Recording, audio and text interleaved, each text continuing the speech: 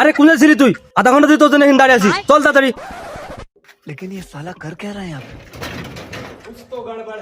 আরে কিন্তু তালা মারা রে, ভিতরে কি যাবো? আমি কি বলবো?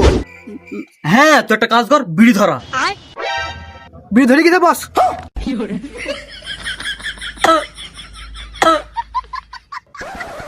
তুই একটা কাজ কর, 5 মিনিটের মধ্যে এই বাড়ি পুরো সাফ করে ফেল। ওকে বস।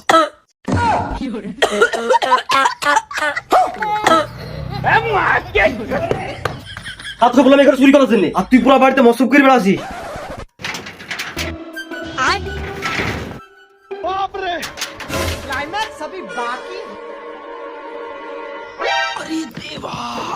এই তুই কেডা রে?